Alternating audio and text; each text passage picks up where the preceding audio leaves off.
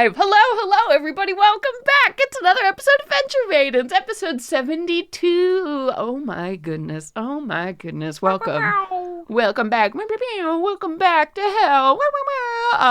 Super cool museum episode.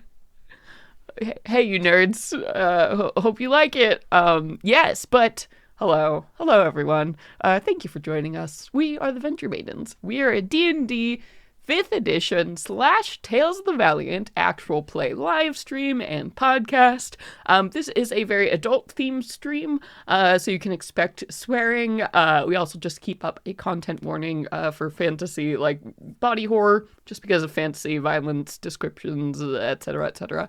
For this episode, it's going to be challenging. We're probably going to have some other content warnings that are going to pop up over the course of this episode, because we are literally in a plane of hell right now, exploring a devil-owned museum. So you can expect a lot of dark things to come up and uncomfortable subjects. But a lot of it is kind of random, kind of up to what we see, what exhibits we interact with, what, interacts with us. So keep your eye in the chat if you're watching for any specific content warnings that pop up. If you're listening to this episode, you can always review the content warnings in the episode description. But yes, I think that's it. So let's dive in. Hey everybody, my name is Celeste Conowitch, and tonight I will be your game master. Hello, I am Brittany Quintero, and I will be your Eldrin Cleric, Morana. Hello, I'm Nassim, and I'm your Orc Fighter, Tony Silvertail. And I'm Sage, and tonight I will be Aoife Flannery, your shiny satyr bard. Shiny. I still love...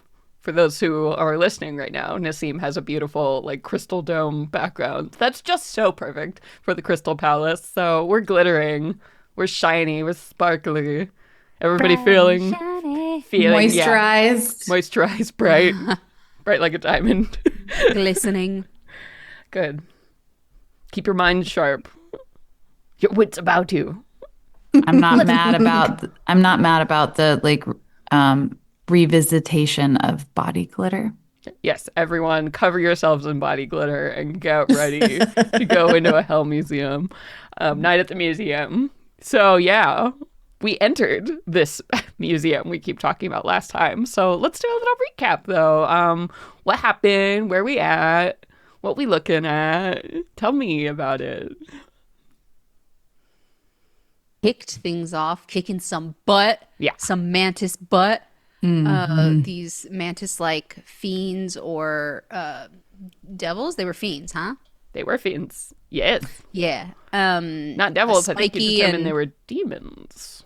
Demons. Mr. Spike and Mr. Three-Eye Blind. Third Eye Blind. Oh my God. Yeah. Yeah.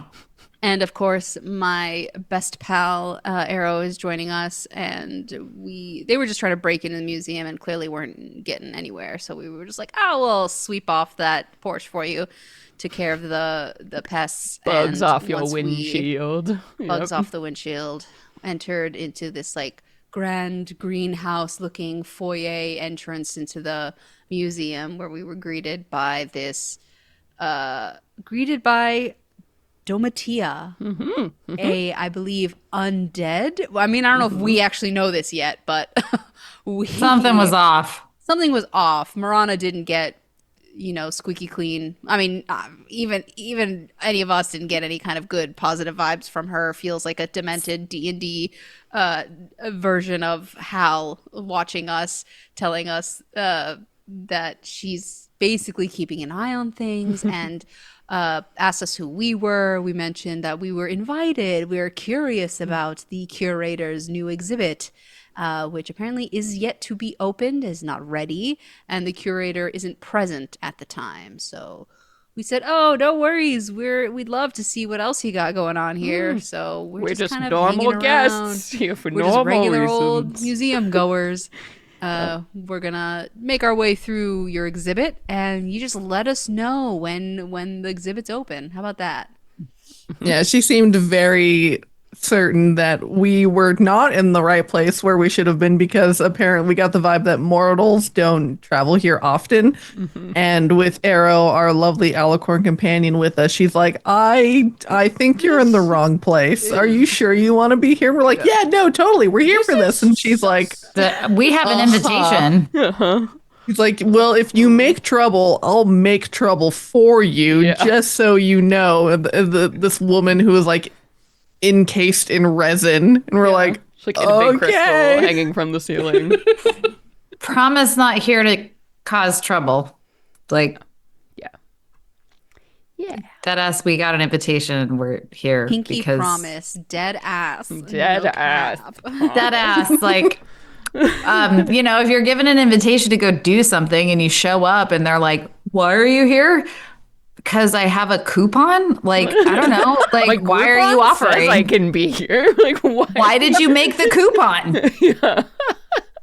I'm here because I have this thing and you have this to offer. Like, why are we having this conversation? my God. Redeem my coupon. I'm like, I am here because this Groupon is valid. I don't see an expiration date. that's very funny.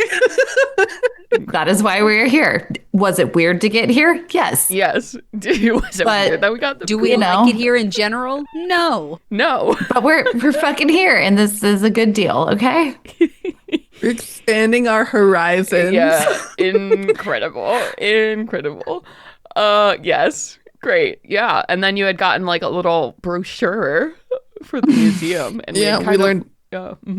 We learned about the different wings of the museum, like the Hall of Memories, and all of the exhibits are very interactive. And so we learned about the Hall of Memories, which is the one that we were going to go to. That's off to the left. The Hall of Heroes, which is this long hallway with all of these quote statues of long celebrated heroes of of great epics of times past. And then there was the tower, which is like full of dangerous and spooky monsters.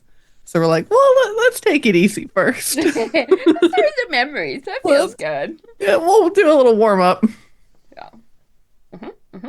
Yeah. So We you start with Hall of Heroes. the Hall of Memories. Memory. Hall of Memories. Hall of Memories. Mems. Yes. So you had all kind of shuffled off in that direction. Yes. Good recap. Good recap. We had also, as a reminder, made our way at the very beginning. So last time we had started at the edge of like this horrible, swampy, soul mist fuckery land outside the curator, outside the Crystal Museum.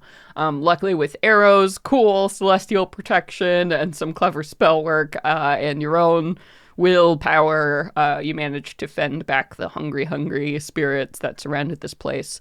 And yeah, fought past these demons that had been clearly attracted by the big ass crystal, doors and shininess of this generally very weird and strange crystalline structure that you now have entered. You had met sort of the docent of the museum, or not the curator, obviously, but sort of the day-to-day manager, Domatia, who you had gotten a very bad sense about very early, Marana. This is undead tickling sense. But she does appear to be trapped within a crystal thing that had been like stuck to the wall. So you're like, what's that story? But yeah, she had been generally very suspicious of what a bunch of mortals were doing here with their big celestial horse, and was like, yeah, technically you have an invitation, so you're welcome, but you have to entertain yourselves until the curator is back because you arrived early for the grand opening to which your invitation had specifically invited you to. So you have a little bit of time to kill in this museum, and hopefully you'll learn some stuff that might help you in your final confrontation with the curator. Hopefully get some intel, know what the hell you're going to be walking into, and then maybe find out a little bit more information about the fate of the Corellans and how you might somehow get them out of here in one piece. So yeah, we had the last thing Domitia had done has pointed you towards some like museum style map pamphlet things, and we had looked at a couple of different room options. So from the main room here, there were 2 exhibits you could have gone into. The tower, which was full of apparently the most horrific creatures that the material world had to offer, right? Or the Hall of Memories. Were the 2 initial starting exhibits, and then you basically make a whole big old circle until that center room where the new exhibit is going to be open. So we had opted to go to the Hall of Memories, thinking that might be an easier start to all of this than the hideousness that the tower promises. And before we like dive into the Hall of Memories, I did want to we brought up Aoife last time. You were talking about maybe doing some magic to try and figure out a little bit more about what the hell Domitia might be. So we can like park off in, I'll say there's like a little atrium room kind of, you know, outside of this main lobby space, but before you enter the hall proper. So if you guys have anything you want to catch up on or check in with, have any conversations outside of Domitia's direct line of sight, now is the time to do it before we go into the Hall of Memories. And who knows what that's going to be like. Yeah, Aoife snags an extra brochure and she says, I am so curious about what's going on with Domitia. Like, she gives very powerful, very ominous vibes, and to be trapped here, I mean, that only speaks to the curator's power. And if we can take a moment, I'd like to see if I can figure out more about her. I'm down. She stinks. Yeah, I find smell out what dead you can. animal. She Like frankly gives carcass. me what's his Gordon vibes. Like there's something Something unhinged. trapped here for a reason. You probably don't want to let it loose, and let's keep our distance as best we can. Yeah, if, she's meant to be like the protector of this place, I can't imagine if we're going to take on larger problems that she might come involved. And so knowing what we're coming up against is going to be a good idea. And so she'll take out this extra brochure that she's picked up. And like before, when she's cast Legend Lore, she takes it and she rips it up into a 100 tiny pieces and throws it up into the air. And it immediately just flashes into smoke and incinerates. And she gets this like vision of what the information about this creature. Yeah, and remind me, there's some like specific things you can know about it, right? Or is Legend Lore, it's pretty open-ended? One more time, remind me what you can learn. So it's a brief summary of significant lore about the thing or person that you've named. It might consist of current tales, forgotten stories, or even secret lore that has never been widely known. Ooh, okay. All right. Yeah, that's the main points. Cool. Pretty much it. Yeah. Yeah, I know. So I'm like, well, what I'll do is basically read you the monster description out of the Monster Vault. That sounds about right. All right. So this darling Domitia, the realization comes over you that, oh yes, this Domitia could potentially very much be a problem because she is something called a virtuoso lich. So virtuoso liches, unlike true liches, are a little bit less intense in terms of like raw punching power, because a lich proper is usually like a very powerful spellcaster that undergoes an extremely vile and complex ritual to ascend to this kind of undying, death state, and it consumes the souls of others to sustain itself. So the virtuoso lich shares some of that factors. It's an undead being. It needs to sustain itself to continue its existence, which would, one, make sense to you. I mean, ready access to souls is certainly something you could find in a soul museum.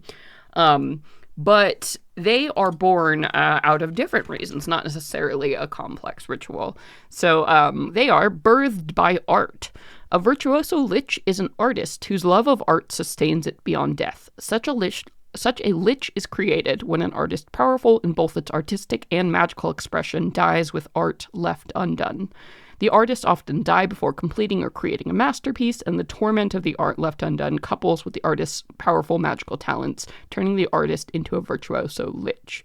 A virtuoso's lich soul is bound to an object of art, such as a favorite musical instrument, a painting, dance slipper's quill, or some other object of artistic expression that was significant to them in life. And that piece of art is the lich's phylactery. A virtuoso lich maintains the beauty of its former life, appearing much as it did in life, save for one physical feature that betrays its undead nature. You do remember about half of Domitia's face was shitty and skull-like. This undead feature, might be, a clawed hand or like a zombie leg or, something it usually disguises and hides for its true nature. But so that is what you have. So there's sort of like a Dorian Gray situation, bound to something beautiful and important. Clarification. Yeah. The attribute that is the tell of their undead nature, is that also tied to the thing that is their phylactery, or is that unrelated? Not necessarily, but it could be. Okay. 50-50. Like a cellist who has the skeletal hand because that's the one they play the bow with or something. Right. Yeah. Or their ear. Yeah. It could be. You're not entirely sure if that's true, but it stands to reason that perhaps. So something like a face, might be something you might be able to hide with a mask. So maybe a theatrical performer of some type. I was thinking like visual artist. Yeah. Or Since you gotta if it's use your her eye, eyes. something. Or if she's a something visual. model. Exactly. Yeah, something. Clearly the beauty of her face has been marred at this point. But so it stands to reason that Domitia is bound by a particular art object, something a curator might have found, and that might be the nature of that. And Aoife will, after she takes this moment where she looks very far away to all of you, and then she shakes her head and comes to and looks at all of you and says, all right, she's some kind of wicked undead, a lich. She's an artist, some kind. Oh, it's so tragic. She became an undead because of her art that was left uncreated, and it's trapped her in torment for all time. But anyways, so she's got to be some kind of artist, and whatever is her medium, like that object is going to be lying around here somewhere. So if we're going to have to fight her, we're also going to have to destroy that thing in order to actually kill her. Aoife, question. Well, I guess, Tony, I'm curious about your thoughts and feelings about this as well. What if we appeal?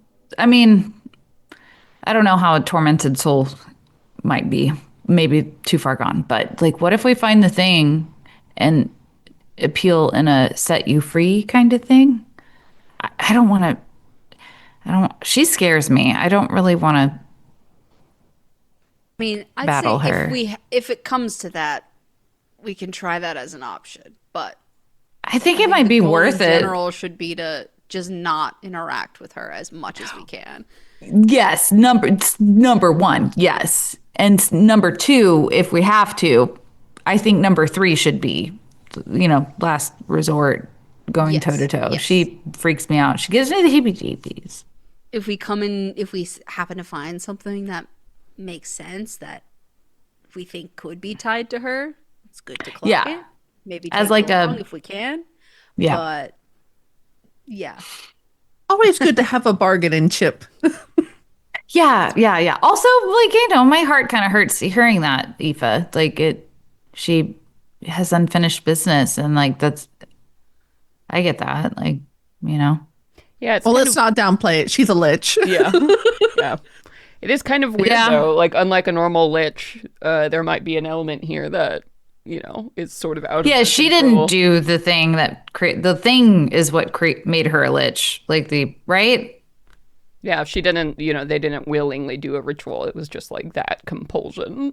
But also, these were very powerful magical individuals somewhat in life. And I mean, the type of people who probably set themselves up for that kind of obsessive, deep tragedy and connection there are, like, it's probably not a normal, Not a well-adjusted human being. yeah, not a well-adjusted. No, but that doesn't necessarily was. mean bad. Yeah, Just intense.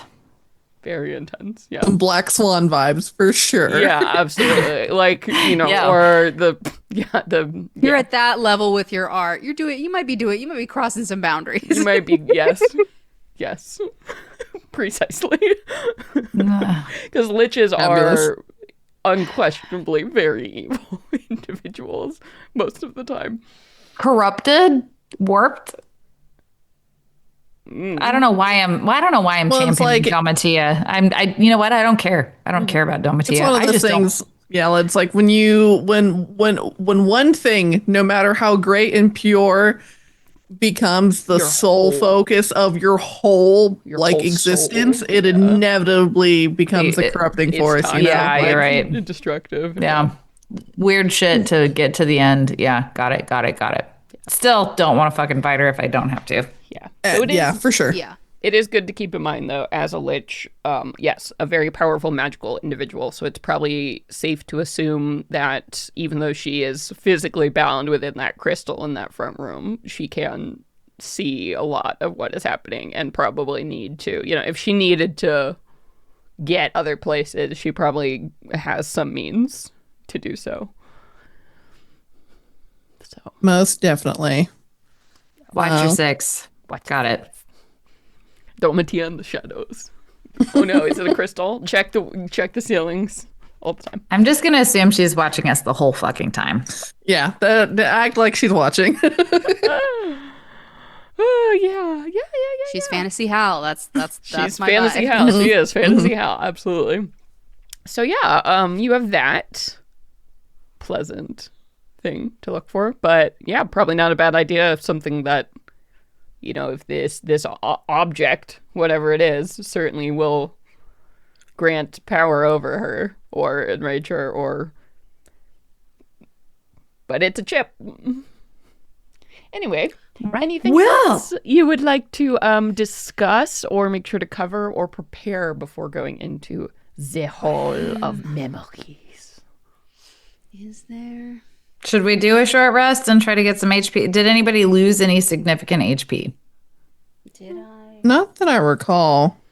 I lost 8 points. I'm not particularly pressed about that, unless you guys feel like I should be. I think y'all did pretty No. good. Yeah.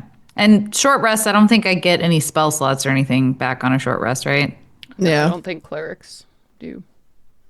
I mean, there might be. There's so many accoutrements, but I don't Not remember hurting either. too bad. Arrow doesn't. He doesn't have a lot to begin with, so he's probably doing a little bit tougher.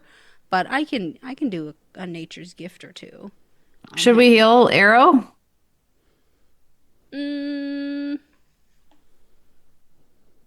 Is he like a familiar? So if he like dies, like he's not technically dead, or like how does Arrow work? He's just a genuine creature who's here to help. Oh, So if we he don't dies, want he Arrow to dies. die.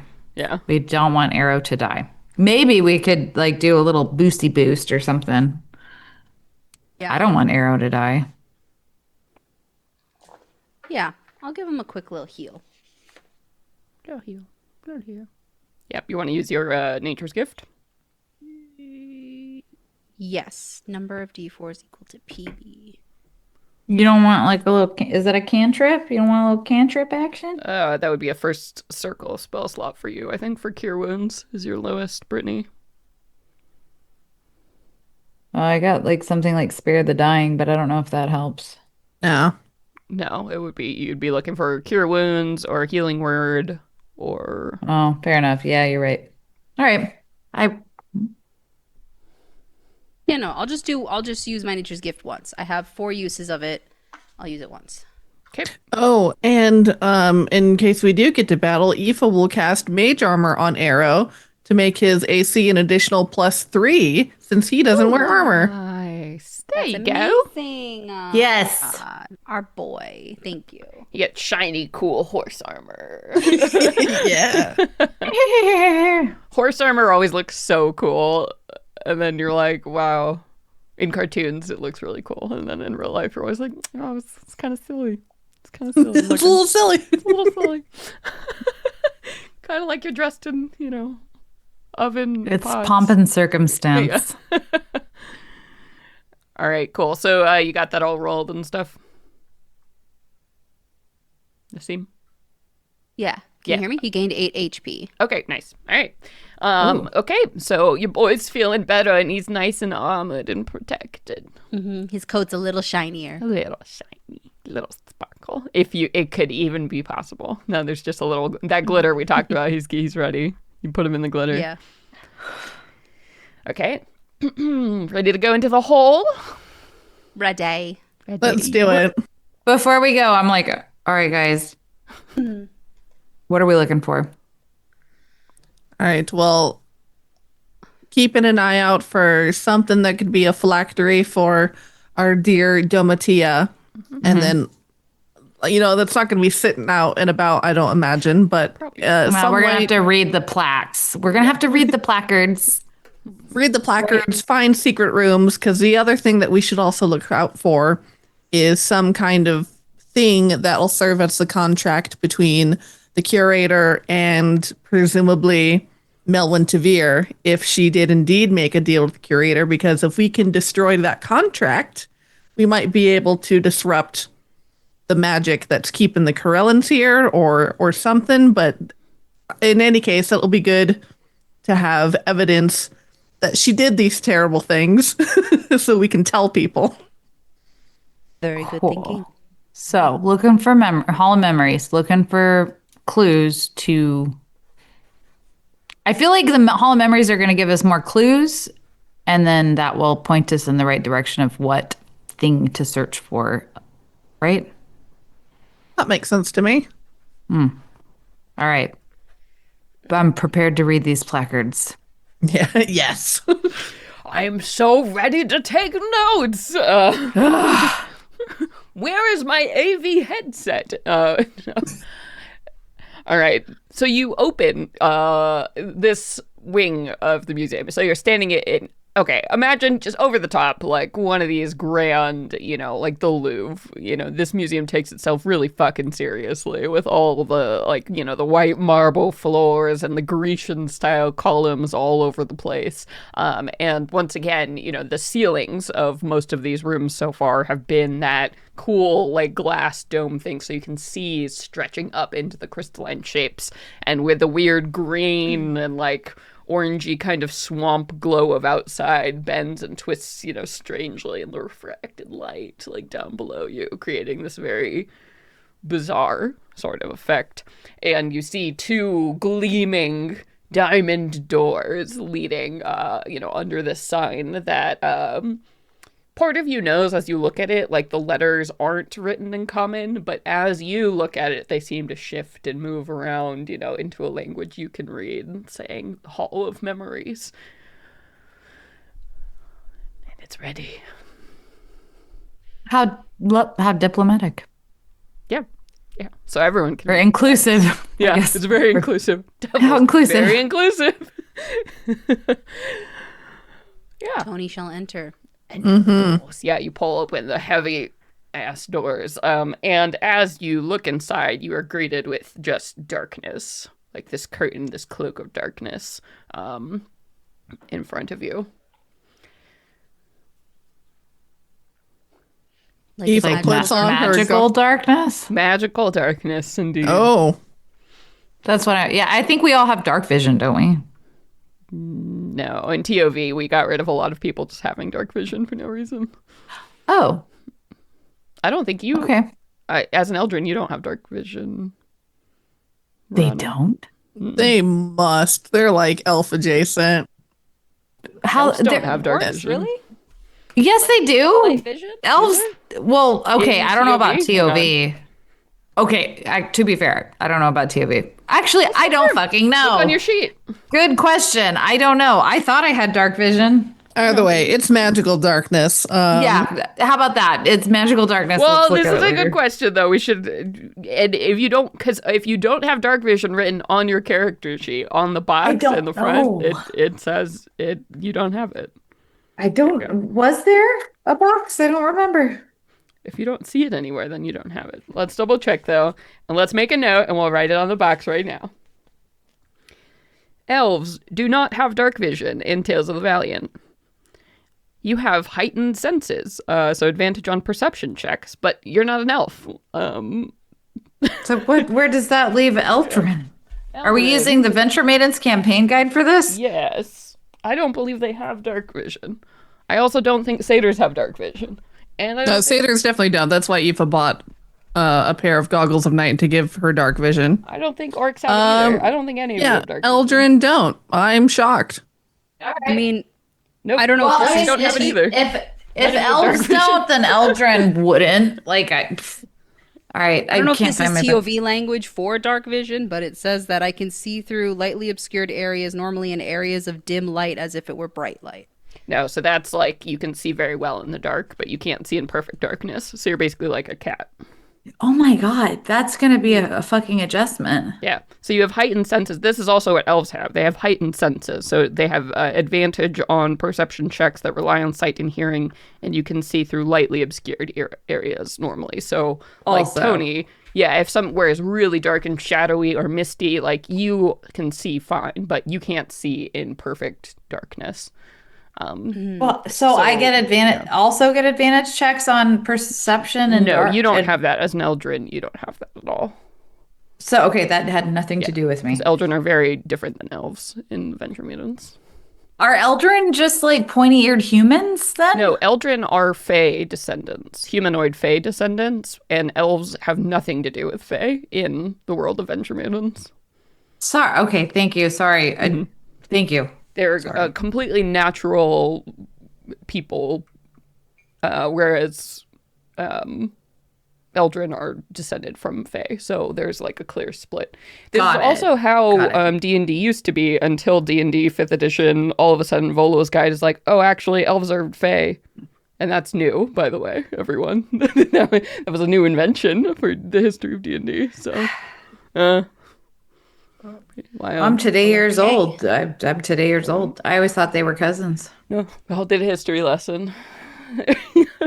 Doesn't matter. We don't. None of us No have one has dark vision. But also, this is magical darkness. So, does anyone have a way to see in magical darkness? Gonna say, Marana would be the one with all of the access to all the cleric spells that are Yes. light. I think I do have. I've got. So like All right. daylight.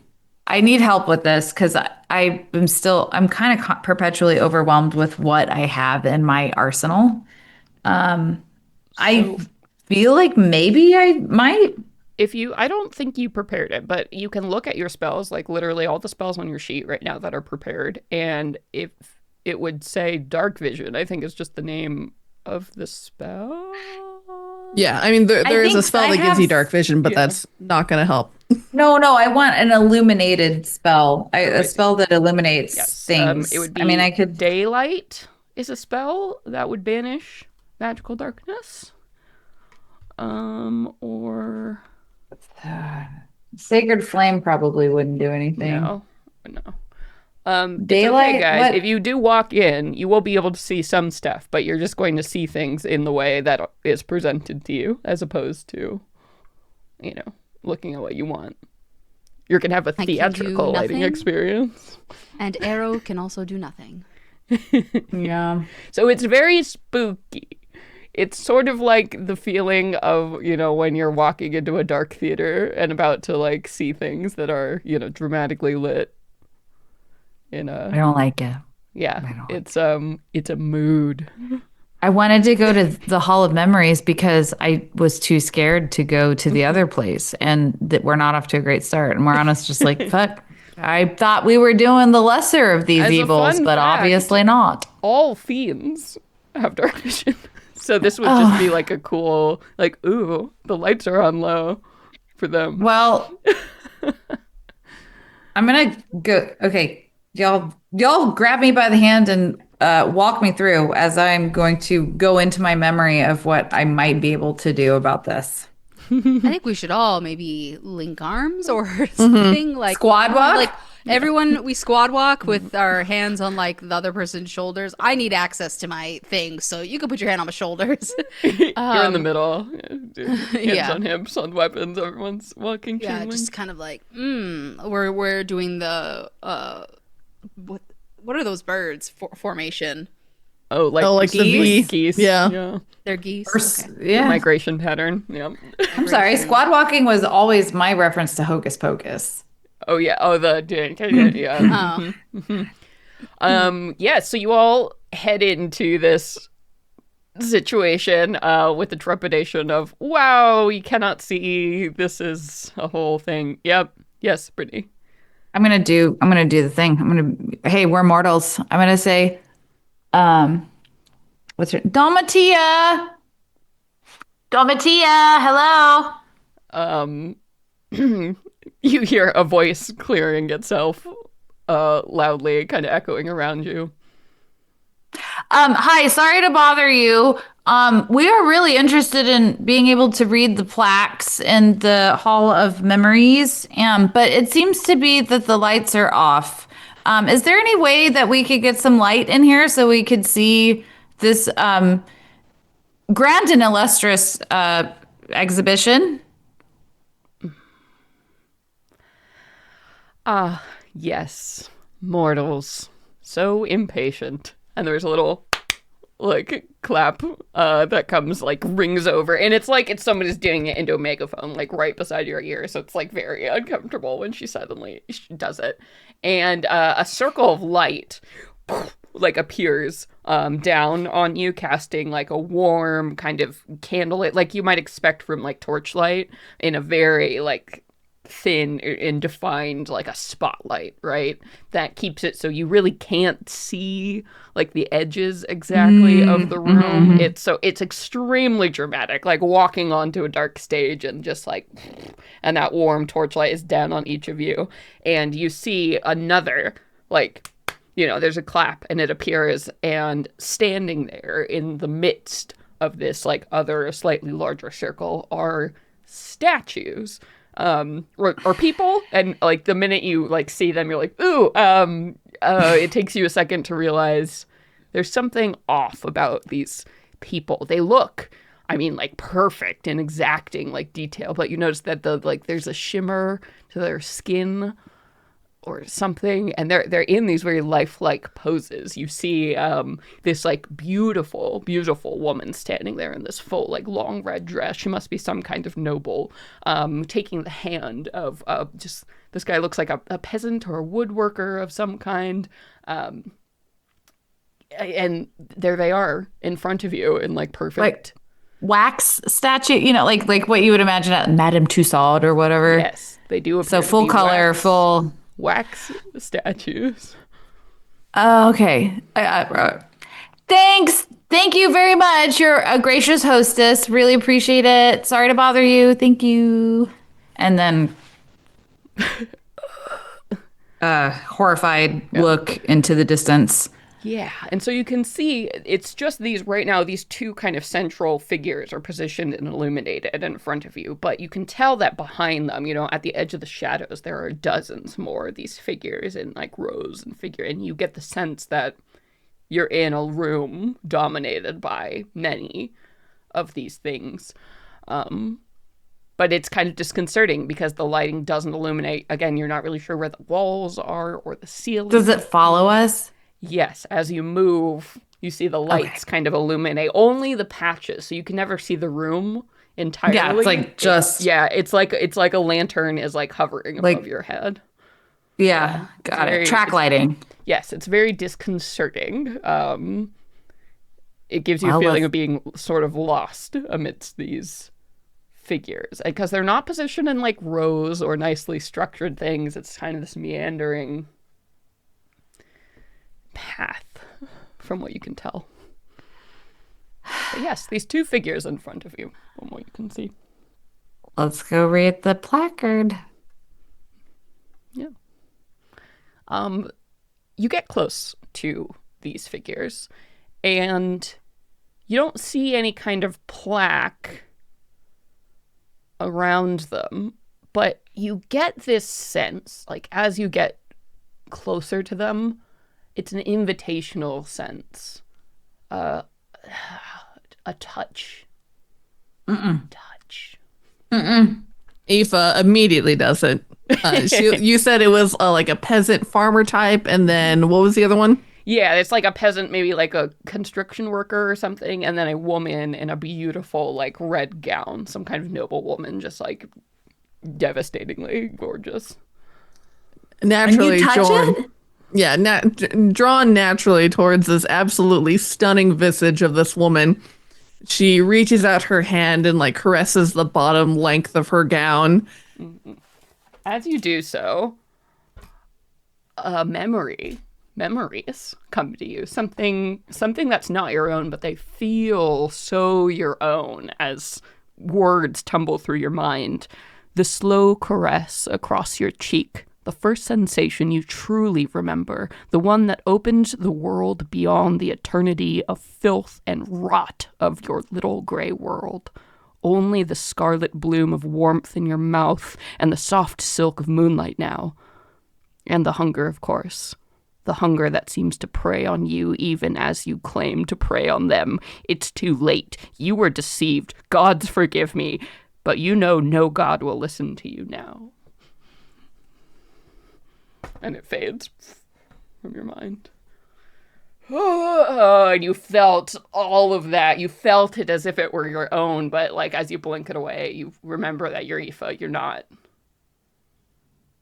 that person. And Aoife quickly conveys all of this. And she says, I think I'm starting to understand why it's called the Hall of Memories. Why did you just touch it? Why did you? Aoife went Because to what read else the are we plaque. supposed to do? You're not supposed to touch exhibits? It's an interactive museum. Are you Dorothea okay? did say it was interactive, so you are allowed to Well, touch things. Marana's like just very spooked about the whole fucking concept and is like, are you okay? Do you feel different? Do you feel like... No, it's like taking a drink of something. Like, you get this really intense flavor, but then a moment later, it washes away. Okay, and you don't suspect that there's going to be like long-term side effects? No? Okay, so it seems like we need to touch these things. Tony, do you feel good about touching these things? I don't feel good about it, but I think that is the point of this exhibit. I mean, the way they're scattered around like this is very much like memories themselves. They just pop in whenever. Okay, all right, fine. Touch only the ones that you are actually. If something looks sketch, don't fucking touch it. How about that? Tony, all of this looks sketch. Everything about this. I'm just saying, if y'all are gonna do it, and I don't mean it sounds stupid, I'll do it too, because sacrifices. Jesus Christ. Okay. Well, that's crazy. Like, how do you feel about that memory that you experienced, Aoife? It feels almost like a portent if things were to take a very poor turn in my life. You mean the memory it felt connected to you specifically, like a merge of someone else's memory and your own experience? No, just that I can relate with what this woman felt. And I could see how I might end up in that position if I were to be hunted. Oh. Okay. If you're curious, Marana, do you want to touch the other one? The man? I am holding her curious. hand, But the rough spun man. Yeah, I think in hearing that, so to share what's going on in Brittany's head, that is a very vulnerable thing that Aoife shared, and Marana is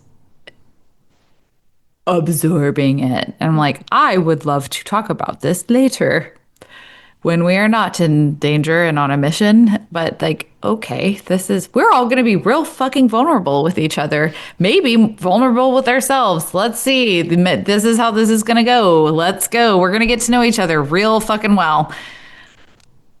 And I would like to proceed with the utmost of like loving caution in spite of the fact that we are in hell. So I think I kind of like, absorbed that with, I'm like, oh, okay. And then I'm like, okay. And then I look at the man. It's like a human man. He looks like he's a laborer of some kind. You can see he's got like a tool belt, like a couple hammers, and who's interacting with the red dressed. Yeah, he's kind of like holding her hand, bowing like like someone below her station might do. Oh. Sorry, there's a dog barking. Oh, that's okay. Like, right outside. That's good. Yes, I would like to touch. I look at Aoife, I look at Tony. Yeah. All right. So as you make contact with this individual, you experience something very similar as this memory, the image all comes to you, and you hear, this voice that isn't yours, but it feels like yours, in your head, this deep masculine voice. Pride in another box well built. Too bad after today no one will see it. No one living anyway.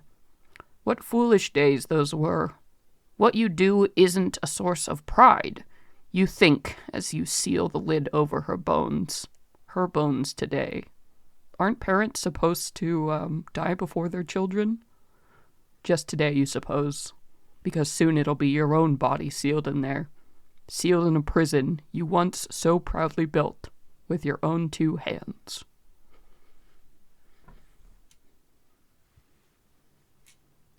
I'm going to need some help with interpreting this. Sounds like either this person is the craftsperson for building things like the dead, and he's lamenting someone else's child. It sounds like he made a coffin for his own child. That was going to be my next one. His own child. Well, I don't know. I don't know. It could be the village person's child. We're still figuring out. But also, it does sound like his own child. But like pride. Okay. Yeah. All right. So sad. I am sad. I come out of that and feel very sad and forlorn and maybe existential. Yeah. And share that, obviously, like every detail with Tony and Aoife. Yeah. And as you finish interacting with these 2 sort of highlighted sculptures, right? You see the lamp sort of moves along and, illuminates a bunch of others like around you, right? Revealing that there are so many to indulge in, explore. You see people of all different, walks of life and dresses. It's a beautiful wax museum collection of all kinds of figures. And as you're looking around, you imagine that each must have something like this to convey. The thing you don't see is a clear door or way out. And Tony is very interested in the structure of this room and the lack of structure. And if it is at all inspired by memories themselves, then thinking that like some of the craziest ones, more interesting ones would be kind of in the recesses around the edges. Yeah.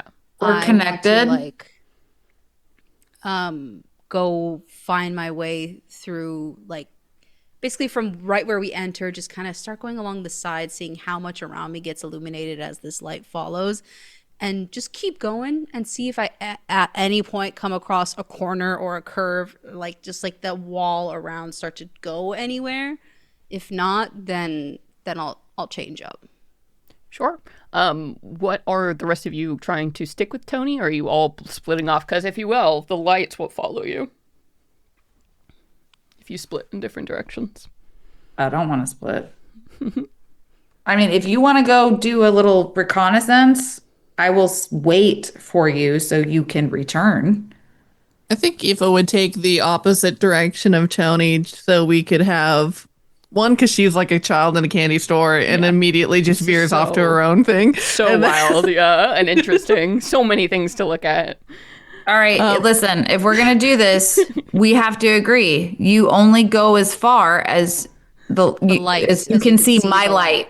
I'm not going anywhere. I will stay put. So please use my light as a beacon. Also, don't trust it because we're in hell. So, like, I don't know what to tell you. I don't like this, but if you guys need to go explore, I will stay put. I don't like it, but go do it because, that's probably a good idea. Yeah. I'm so uncomfortable with all of this. It's And very it's a unnerving. Aoife will kind of call out to Tony as they split into opposite directions, like looking for the corners or the walls of this place. And Aoife will say, "This reminds me of when we were in the Blossom Sovereigns and we were in that ruins place and we fought the Red Knight in that like Colosseum full of petrified people. Similar vibe." Miranda just is like, What the heck? What are you doing with Arrow? Is Arrow staying with Marana? Yeah, I think Arrow's fine with, because he takes up so much space. He's like, I'd rather not weave through the people. Yeah, he's already gonna have to deal with in a horse and a wax museum. Yeah. Try not to tip anything over because who knows what would happen if that happened. Yeah. You were warned by Domitian not to damage anything. Tony, can I pet Arrow? Am I allowed to pet? Is he Arrow, does he like that? Arrow will sense your discomfort and before you ask that question and lean into you. Oh, okay. I'm just gonna kind of like therapy animal, just Yeah. He's totally keyed into. He's a very intelligent being, so he empathetic, like will stand by you. Yeah. And you probably do feel better when you touch him. Yeah. I'm sure. Oh yeah, yeah. And But also, we've established that you all literally do because something about his celestial nature kind of disperses the hideous fiendish lair energy of this place. so in my mind, I'm like, I feel confident that you guys know what you're doing, and I will confidently as you're watching their remain lights, for you. bob around the room. Yeah. Yeah. So so the two of you are kind of searching for any walls or anything that looks out of the ordinary for sure. So why don't both of you go ahead and roll me each a d12? Let's see what we find, huh? Ooh, a Bless 9, my lucky little- number. Little museum of monologues. A 9, a good number. Is this a 12? This is 12. 11. Ooh, okay. All right. So, Aoife, as you are sort of walking along here, it again, to a curious mind, this place is it's just so incredibly interesting. I think you probably. Am I wrong in assuming Aoife probably touches quite a few of these?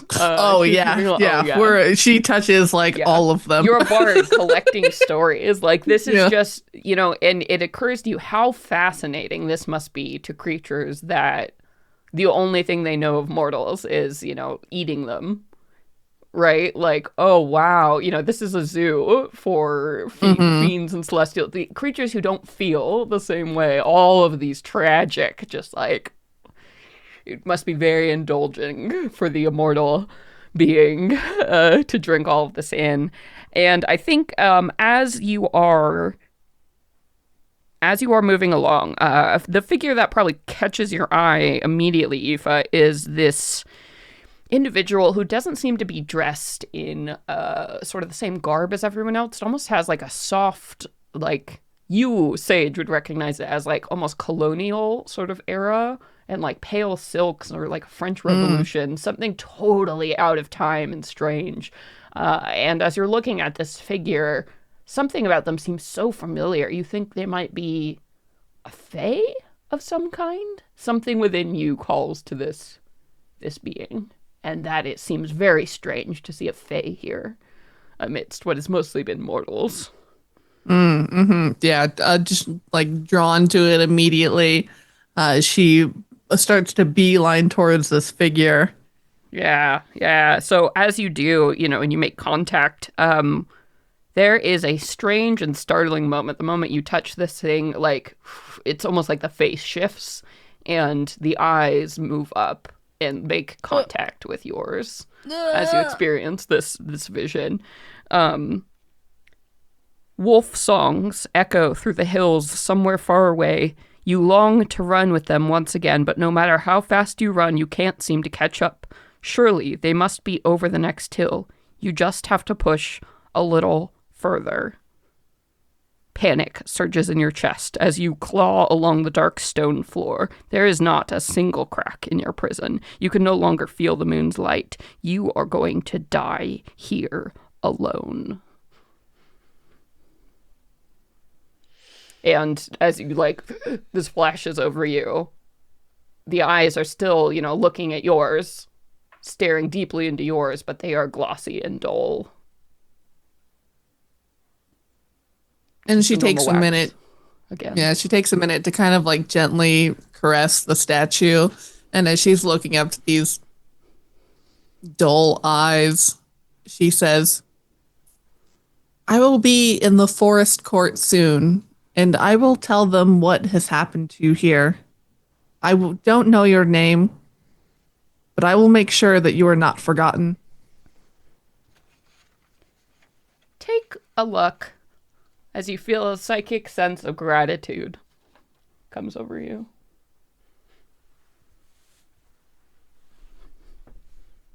There's probably more to the statues than it appears.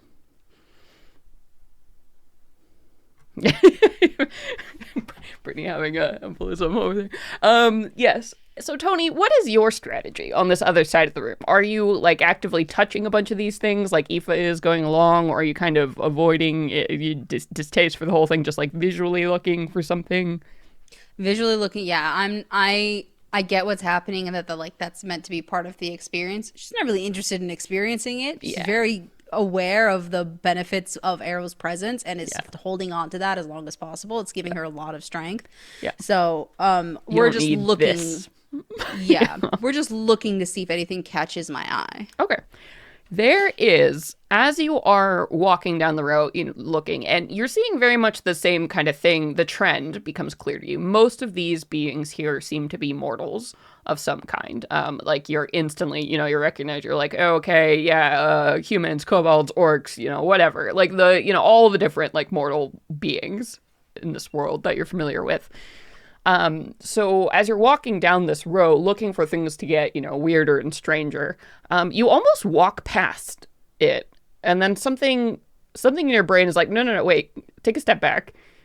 And you notice that your eyes just seem to skip over one of these figures that was there against, you think now you can see the edge, a corner. It looks like a corner, of the space. You can finally see some black stone behind it.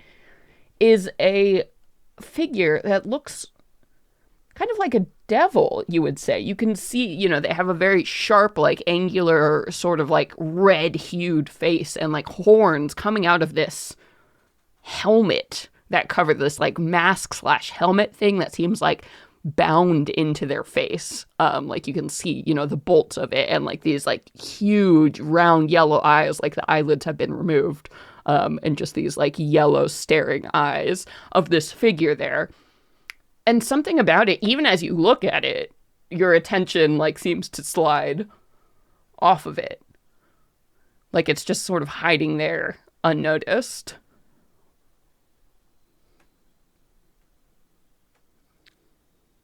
I will approach it. Yeah. As you do so, you can see more details of this thing. It's odd and God, that mask must hurt. You're something, this horrible creature. You have no idea how you could have missed this. It's so weird looking, but your brain, absolutely, something about it just kind of masked its presence. And it has the same kind of waxed. It appears to be a wax figure like the others. So it's motionless. It's kind of hunched there in the corner.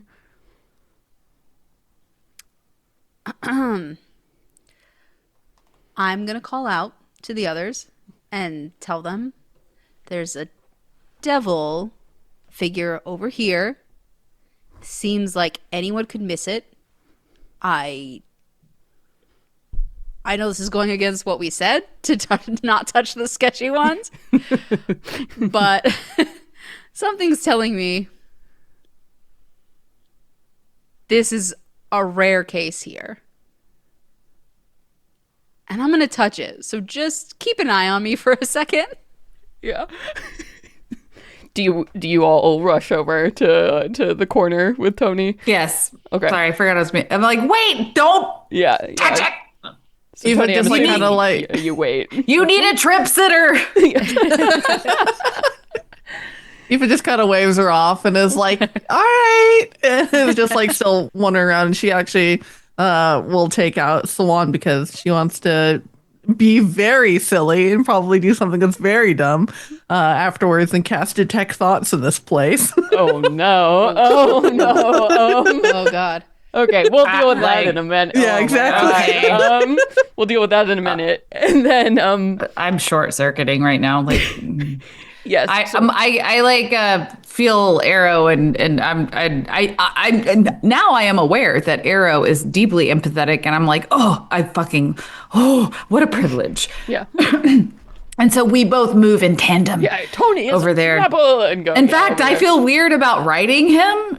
I'm having complicated feelings about Arrow now because of the illustrious, you know what I mean? Cool Anyway. with it. Yeah, so you all cluster up while Aoife is, doing her thing, and as you get there, and both Marana and Arrow would experience that same unless Tony had specifically called your attention to the statue, you would never have noticed it. There's just something, ran by. yeah, And then yeah. there's There's shit. something Oh, about here it you that are. is forgettable, inherently forgettable. Does that fucking feel alarming? I mean, it is sort of maybe there's magic that was hiding this thing, or there are some illusions and effects that make it so don't look at this thing over here. The hide in plain sight kind of magic. It's not Right, when uncommon. so now it's now you can see it, okay. but So yeah, Tony this- is onto something. Yeah, this thing was Got hidden it. here by someone, right? So Tony, as you reach out and you touch this thing, you experience. Did you touch any of the statues so far? No. No. Okay. So then you're not sure if this experience is similar or different, but you hear somebody just humming to themselves, and then oh, you're not supposed to look at me, and then it just ends.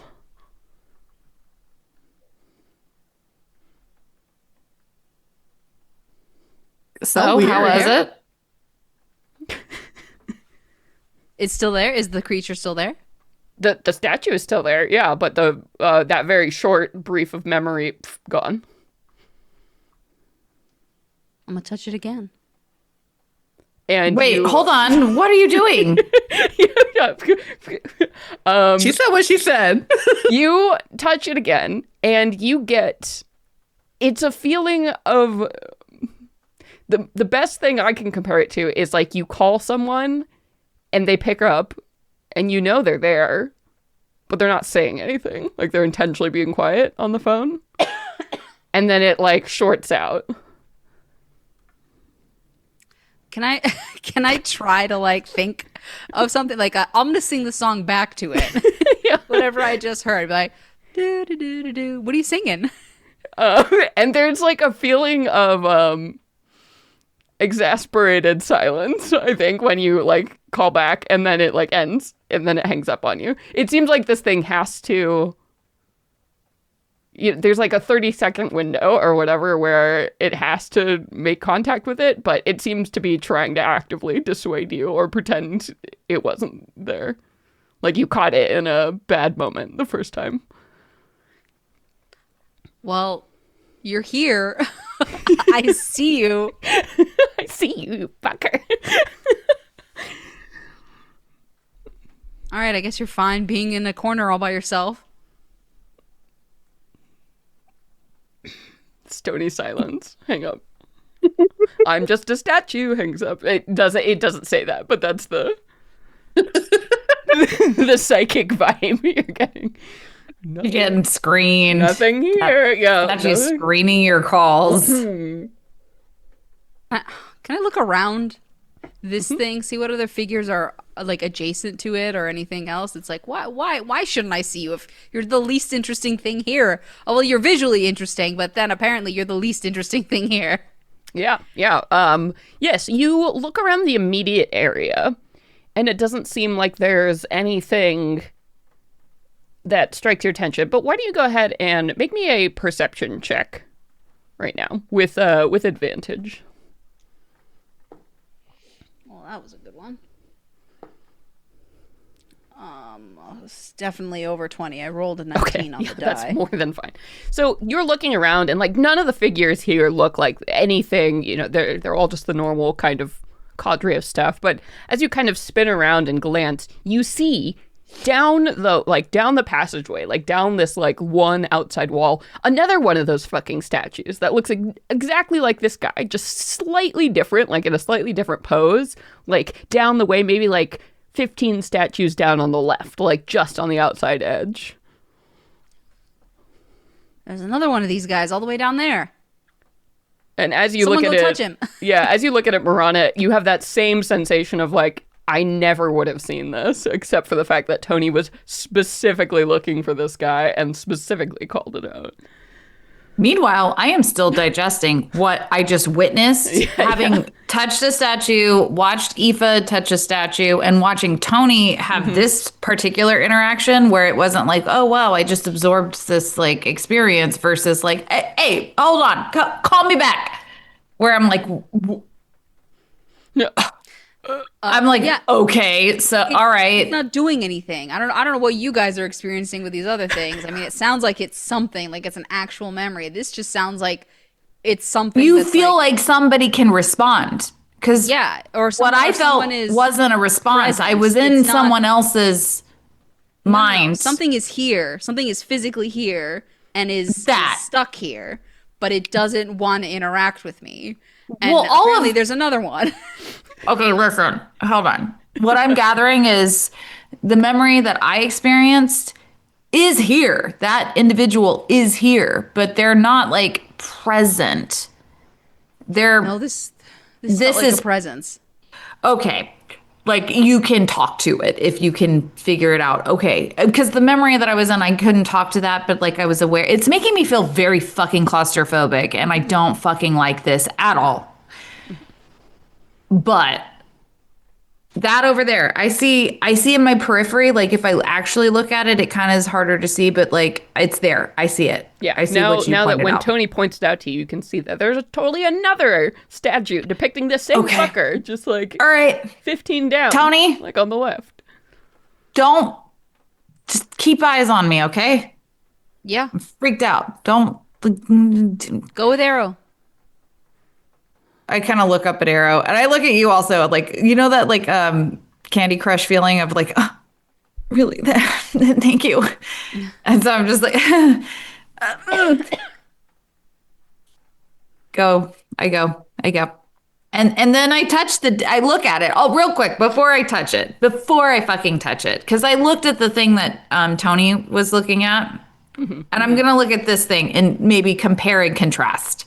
Yeah, it looks like it's exactly the same figure. It's just like this one has like a hand sort of raised in a gesture that it's not particularly doing anything or anything exciting, right? It's just, it appears to be exactly the same figure, just in a slightly different pose. Does the pose feel significant? No, in fact, nothing about the statue feels significant. Your eyes would have just drifted over it, you know? Fucking fair enough.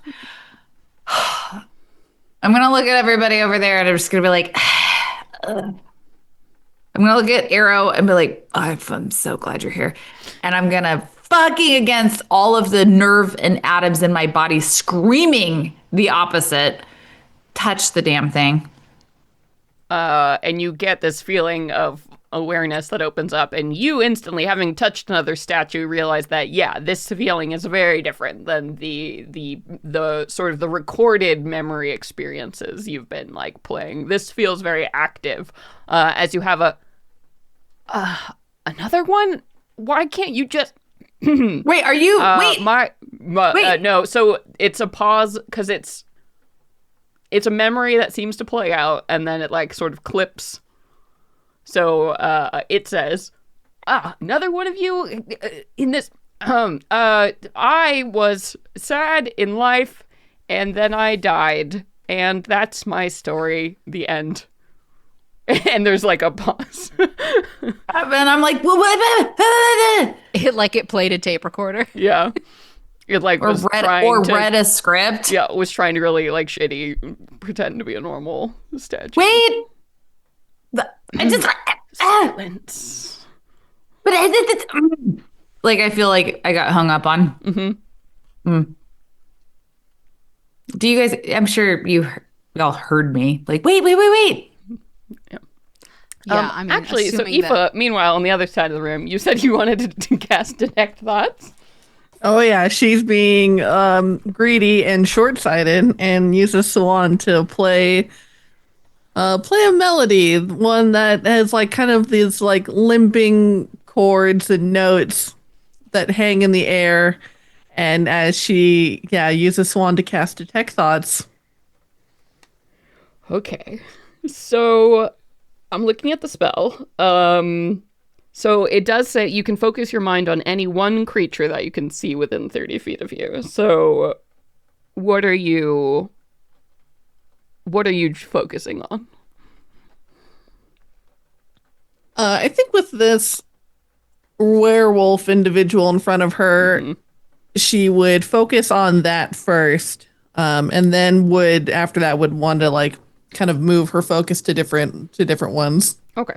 So as you focus your attention on this individual, you've cast this spell before. You've had this experience. What you experience now is nothing like how this normally goes.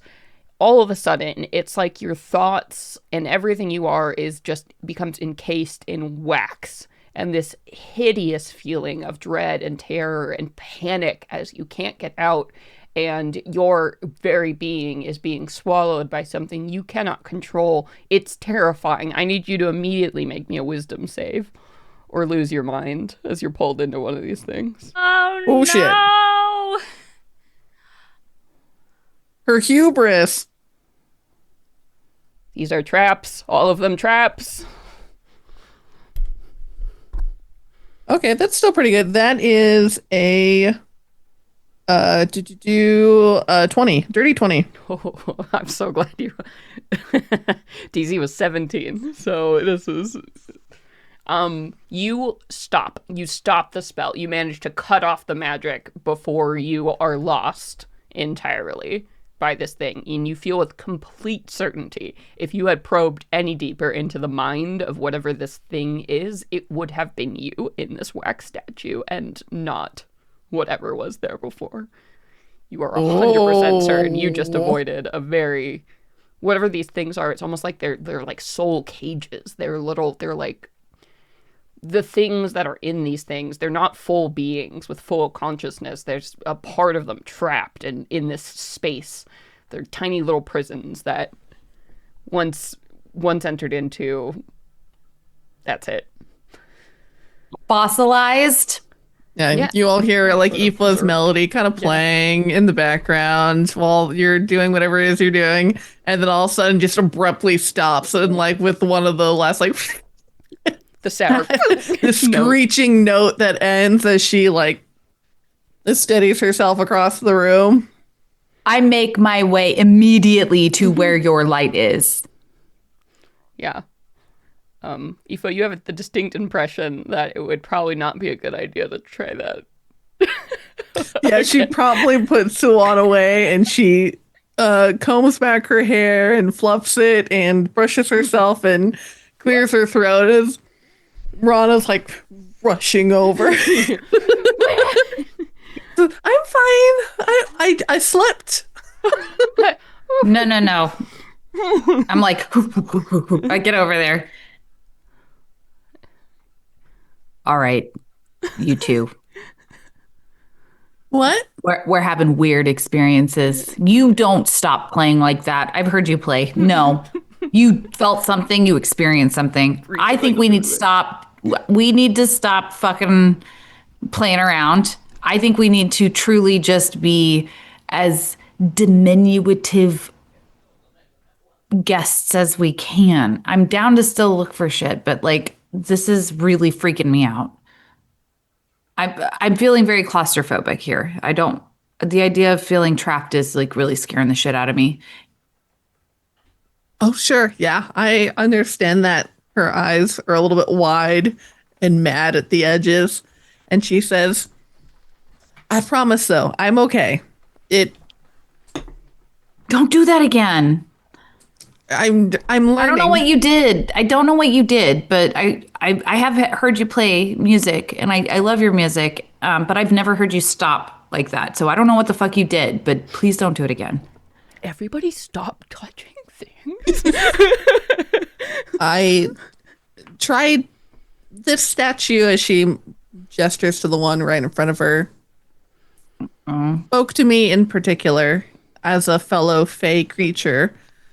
And so I thought, oh, these statues are sharing their memories with us. So what if I could listen to a whole bunch of them at once? Or what if I could listen to more? And then I'd realized that it was like a sticky fly trap. I think that we're only hearing what this curator wants us to hear. And you short-circuited the wiring. Maybe. I don't know. Does that sound... I'm freaked out. Am I speaking crazy? I don't know. Like, it's deep. I felt that man's thing, but also it felt like I was looking at it in a hallway. Sorry, Does that make I'm 5 sense? years old. Like Nifa nods, like she pretends to understand. Like, I'm saying, like, I didn't see it, like...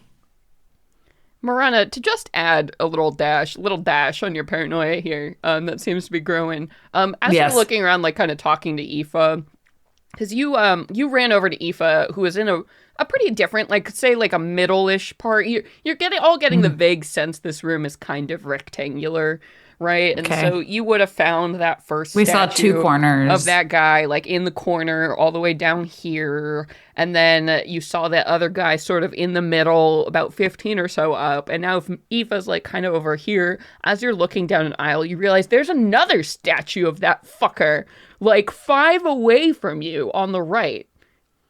Wait, It's the like they're one that doesn't dotted want to all be seen? throughout. Yeah, it's like they're dotted all throughout, almost like they are on a path or something, like through the space. You see another one just fucking behind Aoife, and that just Like in my periphery as I'm as you're expressing like, my I don't know what's manic. going on. I'm scared. What the fuck? There's another one. You've seen 2 So of them. now, so in the you know middle what of me to- saying like it felt like I was watching this in a hallway Yeah. and you see my eyes you're like- kind of dart to the side and I would imagine you look as well and we're just like all right, Aoife, it's your turn. It's your turn to go talk to one of these little shits. Like Aoife it's immediately not goes to touch it. Tell me. Wait, hold on. I imagine you can hear. We're not too far away. You can hear. I'm not being quiet, by the way. I'm not whispering. I'm like, oh my god! Like, I can't believe it. If you want, Tony, you can absolutely. We can all run back together as you kind of point this out. Yeah, well, because I was gonna say, I was like, there's got to be more in here. Look for them. Like, I know we don't want to touch anything anymore, but this seems significant. We need to find all the other ones here. Maybe they can lead us a way out, or we can ask it before it runs away again. Say like, hey, we don't want to be here either. We don't want to disturb you. Tell us how to leave. What I if guess we we all should- touch one at the same time? Oh fuck. Okay. I don't. You've Okay. found 3 now. Yeah. Do All right. you want to try that? Yeah. Let's do I'll it. go back to the one that I originally touched. Okay. Yeah. And How you far all- are we in proximity with this? Like, maybe like 15, 20 feet away from each other. Loud enough that, I mean, you're in the same room, and it's silent, so you can absolutely hear Okay. each other just All right. fine. It doesn't seem like the landscape despite the like really dramatic lighting that moves around and follows you, it doesn't seem like the figures so far have been moving. don't As we all don't like that. I As we're don't all like looking that. around, Aoife, now that this one has been pointed out to her, she wants to look around to see, like, assuming 4 corners of the room, we'll see if there's a 4th one. And if there is, would be like, Arrow, would you like to touch a 4th one? And Arrows, nods his head like, no, no, he would not. Fair. But if you do look around for them, I'll say you won't find them in the corner, but that might be something. Do you want to touch them Should all we first, or do you find- want to look around and find them all first? Touch them all first. You want to touch I them? vote right. we look. 1, 2, A 3, touch. touch. All right. Okay. 1, 2, 3, touch. All right, what do you think as you touch them, and then you all experience like a discordant, like a you actually hear a. Why can't you just look at the exhibits like you're supposed to look at the exhibits? It's so disappointing. I work so hard, and it just trails off. Okay, but part of me really wants to cast Detect Thoughts on this fucker. Don't Do it. don't do it. Please don't do it. I hate. I don't want to. I don't. If you do that and we all suffer in a eternity of wax living because we're At least all you'll be touching, together. You'll be like the Golden Girls. would we? Would we though? Let's look now. Is a 4th one seem to pop into our periphery after So- touching?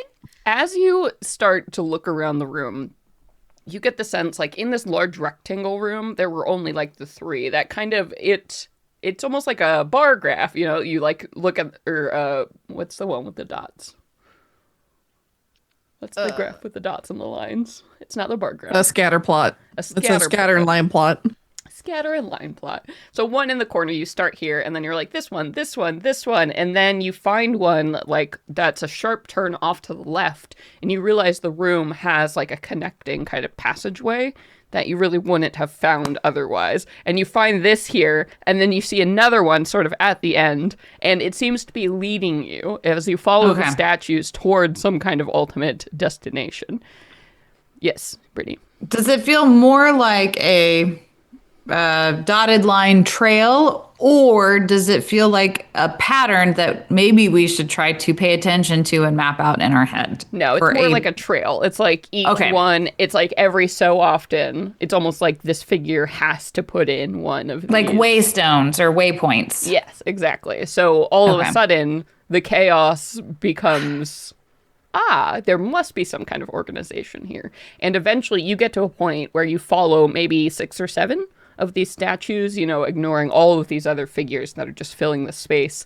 And eventually you come to a point where you see a wall, and there's just like a singular wooden door with like an iron ring set in it, and 2 of these Hey. statues flank either side of this door. Nice. We did it. And you hear a just some like aimless humming coming from the other side of the door. Open the door. Yeah. We go. Well, but hold on. Wait a second. Don't just touch a fucking door. No. Never a door. That's good. Well, I mean, You got the dungeon instincts. Don't touch anything ever. I'll inspect the door. I don't know what to even offer. I'm sorry. I did this and didn't even have anything to fucking offer. Well, I'm of the mind that like everything in that room is already dangerous. I'm not sure that the door out of here, these things were all leading us away. This is for either the curator or someone that they want to be able to navigate through here, Yeah, this is So I don't think the employees way only. out will be, I don't think the way out will No, be. I just don't want to touch a door that is booby trapped. I understand. I am just saying that Tony's initial thought is that the door wouldn't be booby trapped Because it's the employees only because door. everything Got else it. there is already a trap. This door was hidden, for sure. You weren't supposed to be smart enough to figure out how to get to this door. The thing said you shouldn't be able to see me. So if we found the thing it was intentionally trying to keep secret for only those in the know, then the thing that we've discovered You're right. is safe. Thank you, Tony. I appreciate you. I hate this. I hate all of this. I'm actually. I think I'm like having an anxiety attack. Honestly. Do we need to? all right, do we sorry. need to take a quick pause? No. I'm role playing. I'm role playing. Okay. Not Brittany. I'm role playing Marana. Marana is having. Let me know. Marana is You not flash a okay. card if you're feeling overwhelmed or anything. Clarifying. Brittany's fine. I'm having a blast. Stroke Arrow's beautiful mane. Yeah. Yeah. You're like My pet arrow. beautiful Just pet arrow. celestial emotional support, Pegasus. I think Their service horse. she's having some PTSD about being in that sarcophagus. Honestly. Yeah, that's legit. Tony will push open those doors. All right. You open up the door, the single door. And by the way, the least impressive door you've found in this place that has just been a maze of fucking diamond over the top ridiculous doors. This door seems small and shitty and unimpressive compared to everything else. Like you were never supposed to see it. Like it would have a sign that said employees only if this was a normal museum in real life. So you pull on the ring and you see in front of you a cramped like workshop style space. Immediately you can see that there are tools and items and shelves just like filling every corner of this space that seems to tower up for quite a ways, but it's really just at the end of it a square box, and this central like table, like big work table, is there just like dominating most of the room, and it looks like there's a body that's like lying on it, and leaning over the body is a creature that looks identical to what you've been seeing over and over again, like the actual living version. Let's see. Ooh. Here we go. The most important thing is the creepy fucking mask that covers their face. As this fiendish individual. By the way, everyone, you can see that Monster Vault 2 just came out by yourself. Tales of the Valiant, Monster Vault 2 from Global Press. But this creature is like leaning over the body with these little minute tools, seemingly like sculpting, like digging out an eye orbital or something. And you realize that the figure on the table is wax. This individual seems to be carving a wax figure. And, they're humming and they have like a big one of those eye goggles on their faces, for fine detail work. Like you might have like as a mini painter or something. And as you all step in the room, there's like a palpable that comes from this individual. And they look up at each of you still like bent over their work. And you see, the big eyelidless eyes staring up at you. You can't really read anything else about their face because of this like hideous mask on them. And there's just the awkward silence that hangs sort of in the air. I am such a fan of your work. I have to know more. And she invites herself in like nonchalant, like sits down.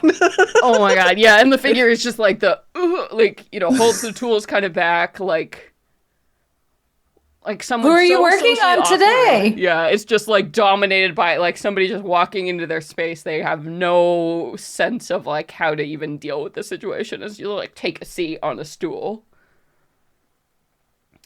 And she's got her elbow on the table and she's like looking over this wax figure who's presumably some kind of person that they are encoding in wax or something. Yeah. And she's like pushing the back of the brain, is like, pretend you're interested. And it's like, so I just have so many questions. Like, where do you source these individuals? Like, how do you get their memories encoded? I've been thinking about exploring my own memory work because there are some people I'd like to forget my name. And there's like a fae out there, and do you know these people? Do you catch them? And she's just like full of questions. It's a good tactic. It's a good tactic. You feel like this, like, this artist type, this quiet behind the scenes type seems just completely overwhelmed by what Aoife is like doing in this moment.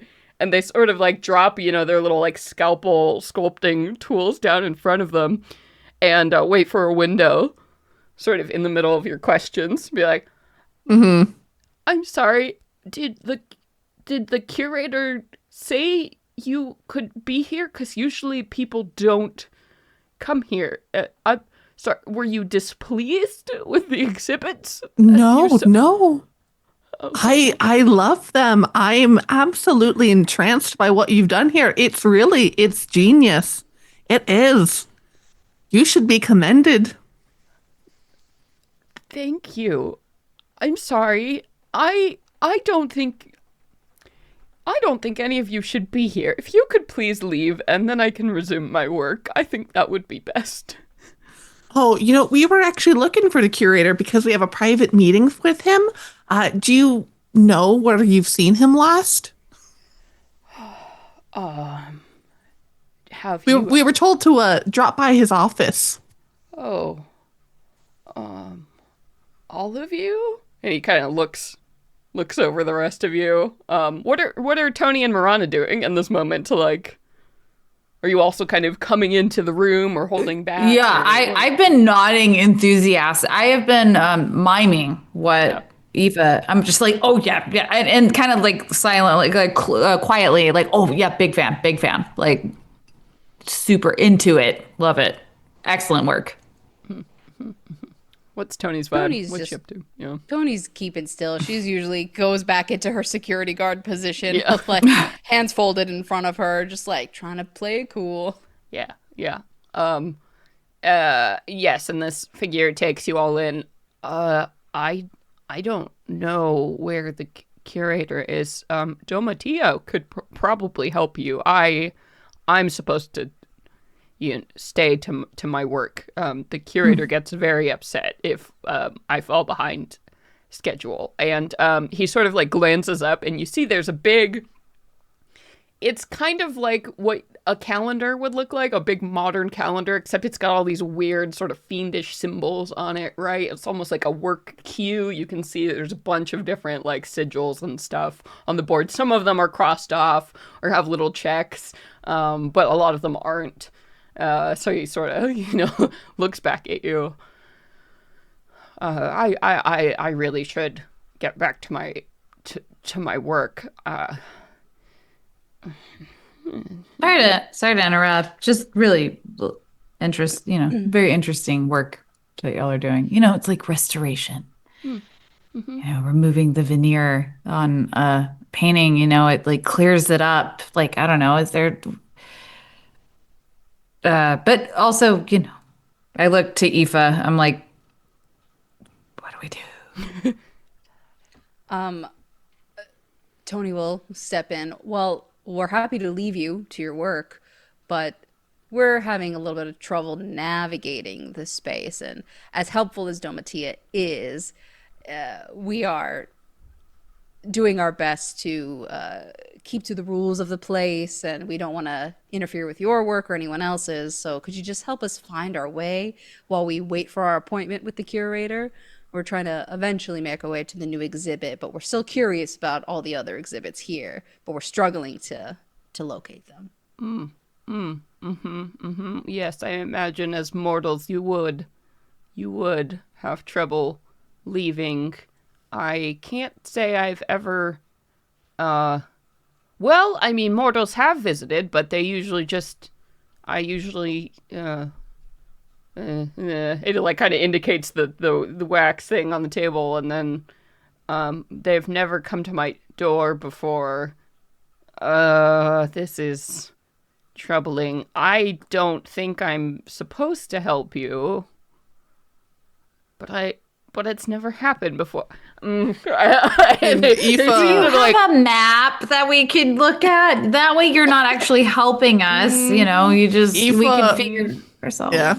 Aoife pats Arrow and she winks at Arrow to be like, we've got the specimen for the curator, and we need to know where to drop it off. And Domatia, she's very beautiful, she's very knowledgeable, but she is also very hard to work with, as I'm sure you know. Very, very frightening. Very, very intense. She's not the only artist. Right? Exactly. So okay, so you're supposed to go to curator, but she didn't give you the instructions. Is that? Yeah, she just assumed that we were here to, browse the collections, like as if we were just some regular run-of-the-mill mortals. No, we are collectors and purveyors of fine specimens. I can see how that would be something she would not do. She plays tricks all the time on me. That's awful. She seems very bothered all the time. She doesn't think my creations have value, but they do, just because they don't do horrible things. And what has she done lately? Did you do that werewolf out there? Yes, one of my finer specimens. It's hard, very hard, getting the minds of immortal creatures to set in wax, but one of my proudest achievements, in fact. Truly haunting. Good. I'm glad you think so. For the first time, it's like true delight is coming into their voice. I hate that I like these creatures. They're horrible, but I like them. Jesus Christ. How is it that you're creating that level of empathy? Oh my God. Okay, so you have a specimen and you need to see the curator, but if I do just let you go, Domatio will be very angry. She doesn't have to know. We never saw you. We didn't. Exactly. We weren't supposed to be here. She will know. She knows. She knows everything. But maybe if you leave me with something, if I had an opportunity and made something of this, it would be an exchange worthy. The curator would appreciate it, and Domatia couldn't be angry. Interesting. Perhaps one of you would be willing to donate a memory, an experience. And you see that the figure they've been working on the table is kind of a general, like, humanoid shape at this point, but it doesn't have any kind of level of detail or anything. Still something that could be molded at this point. I am always on the lookout for things that are novel or interesting. May I consult with Sage and... Yeah, if you guys want to talk out of character too about what you might out of character. What if I offer a memory from my past life, which might be novel and harmless? Like, hopefully, I don't know. I mean, if you're I'm like, I'm curious. I wanted to ask him what that means, donating a memory. Like, does it mean that we don't have it anymore? We can't think back on it. We lose that memory? Well, that's why I'm offering if it's from my past life, which I can't fully remember. Yeah. If you wanna ask him, he'll answer that question for you. Oh, no. Quite the contrary. It would remain here forever, immortalized, and probably stay thus long after you pass from this world.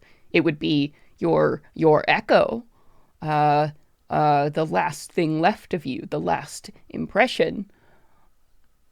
That's what makes what I do so important.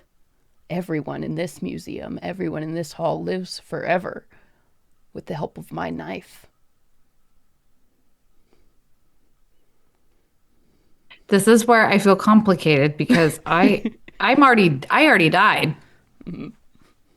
And I am back again.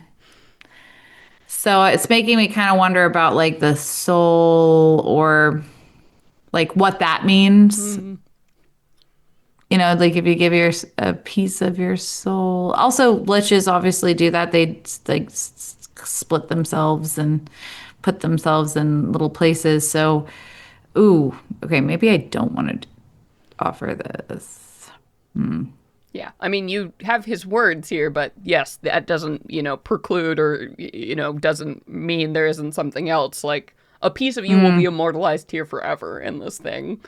Yeah, the trap. I don't want to be trapped. I the get right back full into the idea of ramifications a of that. fucking sarcophagus mind. I'm like, I don't want to even a atom of my Does fucking that soul. mean when you die, like, your consciousness goes here, like, is tethered here? Is this Yeah. like a ghost situation, right? Like, Or like I won't or ever is this like be a able lich to. situation? Yeah, you don't know. I want to get back to Hades and fulfill my duty. And if I split my soul up like that, yeah. Sorry, no, I can't, I'm not available to do that.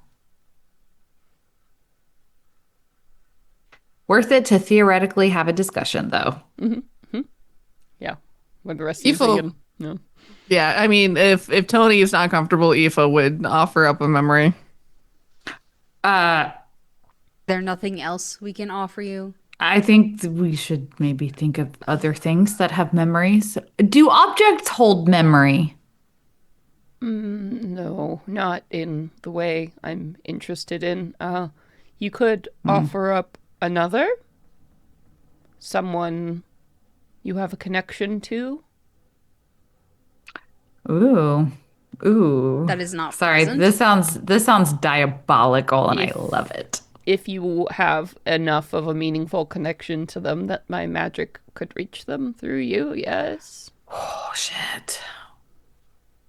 Okay, this is another I've side worked huddle, with y'all. less. And their eyes get very, very wide. You can't see their face, but you get the sense they're smiling. Who do we fucking know?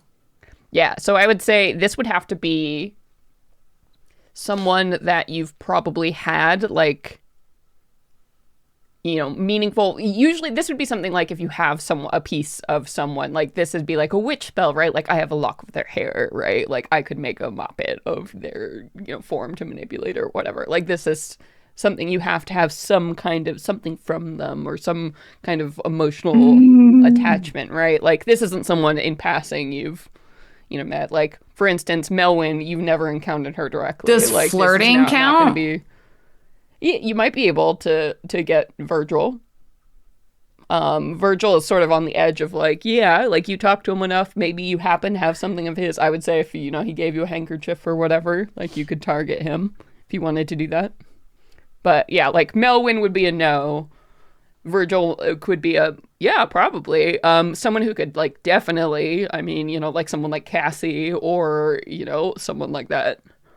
I'm not an evil character, though. I feel like this is evil. This is All an right. evil It thing. is treading into Suggestion. evil territory, yes. This but the is opportunity here morally questionable. uncomfortable. Yes. Just to pivot, we can also just walk away. We don't have to give him anything to get a map of this place. We've navigated this room on our own. We can say, all right, well, how about you just tell us how to get out of here? We don't. Well, that's still information exchange. He's going to want something. We can't leave without giving him something. Because guess what? If we just leave without giving him something, he's going to tattletale on us to Domatia. Domatia. doing yeah. what? Yeah. For doing the what? other option would be We're in Probably. evil. yeah. So yeah, the options pretty much in front of you is offer him something to trade for your way out of here, or probably kill him, because that would probably suppress his magic over this place long enough for you to be able to escape. Those are probably the options, unless you. I don't want to start killing things yet. Unless you have some way to overcome like the big magic of this place. Oh my God. So this is a deal with the devil. Violence is always an option. I don't want violence yet. We have so much. We haven't fucking learned anything yet. That's Brittany's fucking passionate vote to not kill this thing. I think we can be creative and find something to give him. I really do. Yes. What? Sage. Sage has something. Sage has a trinket that was given to her by Chess to be like if it was a bird of some kind, and Chess gave it to her to be like, if you ever need your parents, use this to call on them. And so would that be a strong enough connection to volunteer up them. Oh, your parents? Oh my no, God. chess. Oh, chess. I mean, it is access to an individual. Sure. I mean, it's something he gave you, and you have like a deep history with them. And he didn't give you any guidelines. Oh my God. Yeah, sure. You want to Holy offer up some shit. of Chess's? Surely this will not come back to bite us. Yeah, this is just GM moment. Are you sure you want to do this? As in the meaningful question, when the GM says, "Are you sure you want to do this?" This will have direct consequences to be determined at a later date. Are you sure you want to do this? Because that was one my idea, or Aoife is willing to offer up a memory of her If own. you listen, I'm going to assume we're talking about this. If you're willing to offer up a memory of your own, in spite of my own fucking screaming internal retaliation, I cannot let you offer up a memory of your own without also being willing to do that myself. But yeah, go ahead, Side. I think you shouldn't. I think go ahead and give Chess up. I have no connection to him. Maybe he's. I helped have you no before, but idea who Chess is. I'm not willing to give a memory, and I don't think you should be either. I don't want to. I absolutely don't want to. But if Aoife's willing to, then fuck, I guess I am too. Because like Jesus Christ, I don't know. We're in hell right now, and I don't like. We only got one toll to pay. It's fine. You can get the next one.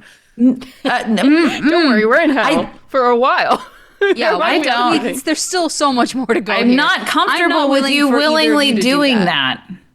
Okay, so Aoife, as we're deliberating, going back and forth, and Aoife will finally come back over and lean her head onto her hand and back onto the countertop and say, I would be honored if you were to immortalize one of my memories in your creation. The fuck. Yeah, I'm not happy about He's this. visibly I'm not. upset. I am very upset. Aoife, Same. didn't we have some other option here? Who is this Chess? Are you that like you're more scared of this person than what's happening right now? Like what? Who is this person? I don't feel, as much as I could, I don't feel comfortable giving up things for people I've no right to. Fucking fine. That's very valid. I'm not happy about it, but that is very valid. You will certainly be a fine addition to the museum. May I ask what is the feeling of the memory? Like, he wants like a summary to check if it like will fit. Will it be? Oh, good that's nice. You get to choose. Yeah. You get to choose. Yeah. Well, he also Yeah. has veto power if he's like, no, I already got that. Yeah, I already have that flavor. That's a boring memory. I already got that. So what's like the Slightly. pitch? Yeah, what's the pitch? This. He's building a collection. He's an artist.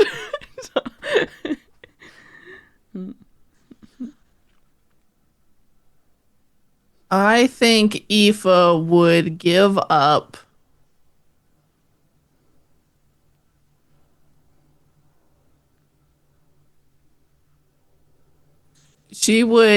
I think the first thing that she would pitch is that she would pitch her first kiss with Kel to be the moment of like daring pursuit, running down a corridor, escaping certain danger, and then that rush of lust and adrenaline and passion and need.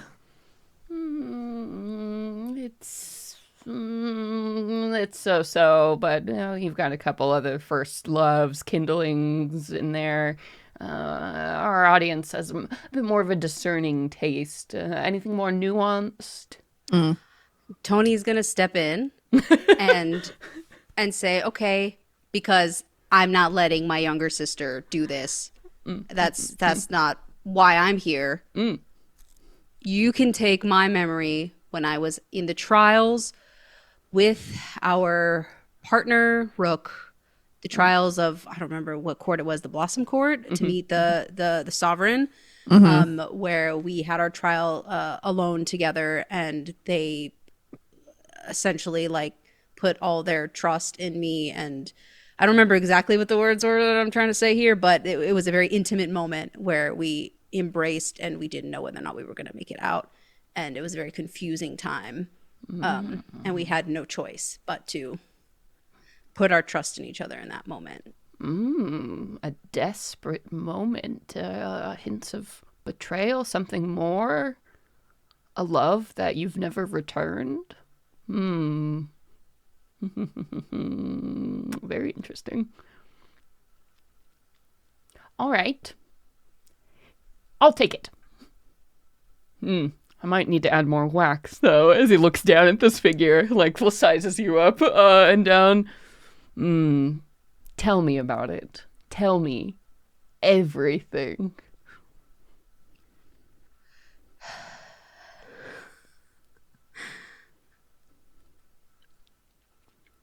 And I mean, Nassim, you can make it up if you don't remember exactly the details of it. Well, also because it related to the the Corellans, so I can't really tell all the details.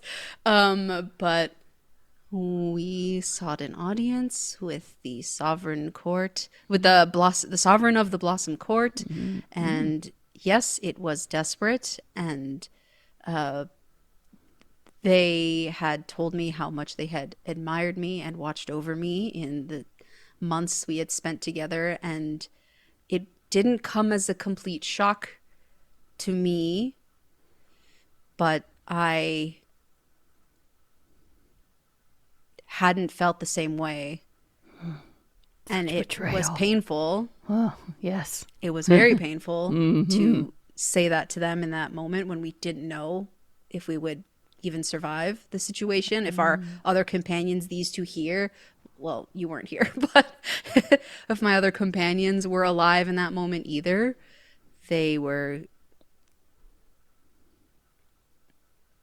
completely vulnerable with me. And I fear that I might have and they've never been vulnerable again, have they? Yes. You ruined that for them, didn't you? And there's Yeah, shame, and they're like carving, as you're saying, just like carving it into the face.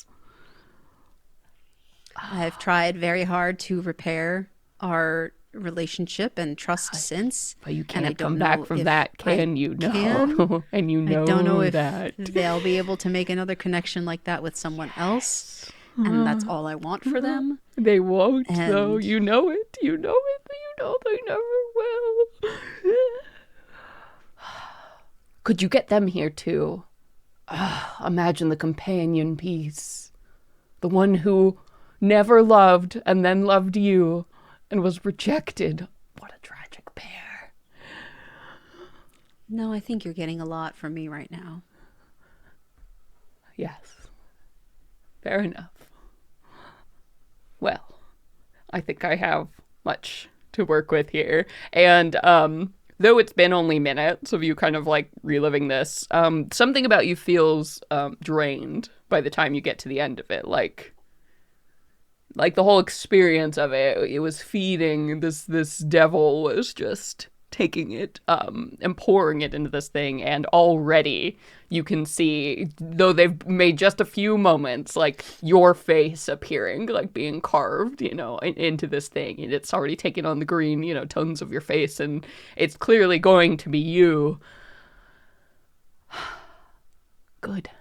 I think the curator will be very pleased with this, and I think this will shut Domitia right up about what I am about to tell you.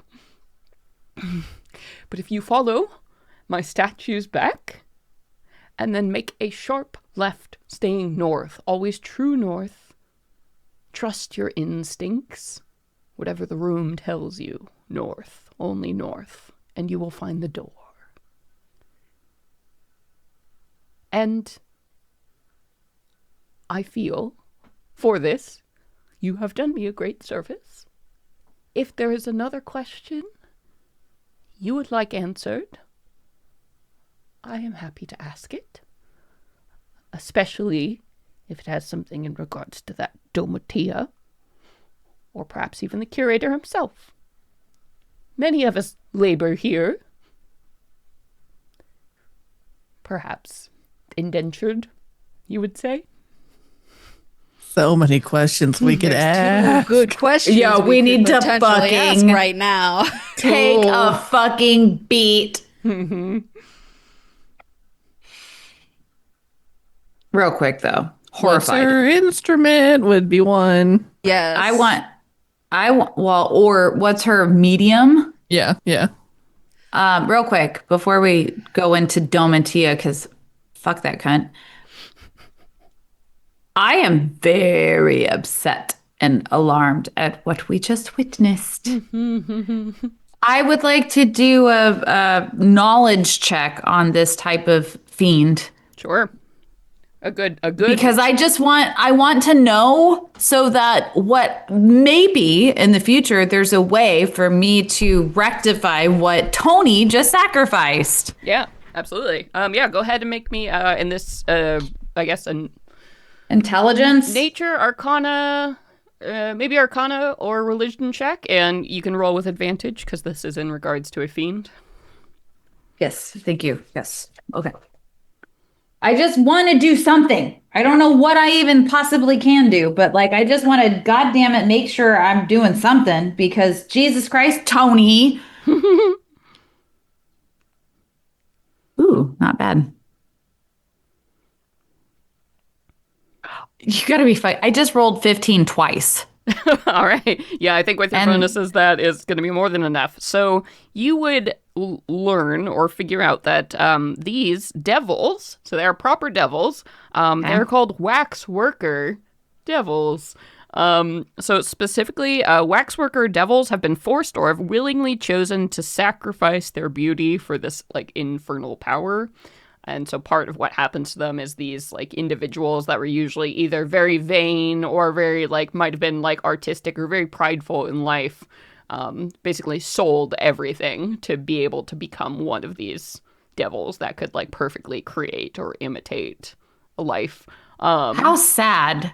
Yes. They sold their soul to not even be illustrious, but to fucking... Exactly. It's sort of it happens. Do copies. That's like their face is covered. So there must be something like hideous and horrible beneath that. All of them are like after the transformation, hideously ashamed of what they become and their vanity, right, is ruined, turned against them. But they become able to take souls. They can trade in souls now and they can imbue souls into wax creations. Some of them, it's like fragments or pieces, right? They can instill, but they can take the whole soul and force it. They can make things called wax golems, which essentially, if they rip a whole soul out of a human body, they can actually command their creations to fight for them. And then they create these like special wax golems. But that usually requires a long and taxing specific ritual here. So it seems like probably some of the creations in this place are true, you know, the wax golems of this thing. But whatever this devil is doing, it seems to be like a fragmenting specific thing. Yeah, that it's doing just for the curator. Working with scraps. And also, it would occur to you that a waxworker devil was, not something to spit at in terms of a minion. No. This thing on its own is a CR9 creature, so it's...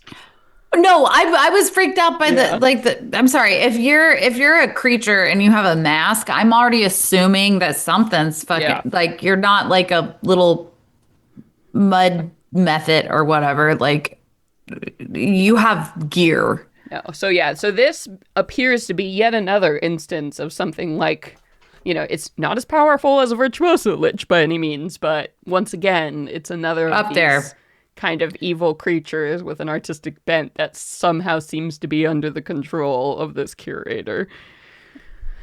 So you're seeing a set, a theme appear. I'm gonna clock this in its minions. I've been passively observing as Aoife and Tony both want. You know, I was willing to sacrifice myself too, but y'all fucking did the damn thing. Yeah. And I'm watching this happen, and I'm thinking maybe that this might have some echoes of, you know, like Aoife shared how Domitia is. I wish I was a warlock so I could talk telepathically with you two. It's okay. I mean, you can always, talk out of character. But also, we are getting towards the end of the evening Yeah. here. So if we want to stop here with all we have learned, and then you all can, think of what that big question is. Yeah, I think A little bit before next time, because you have a hell of an opportunity here. We can start next time with you asking that question, and then you have already definitely secured your way out of here. So from that point, you can ask your question and choose which exhibit you would like to move on to next. Oh boy. How does that sound? or whether the question might. Yes. All right. Oh Cool. my God.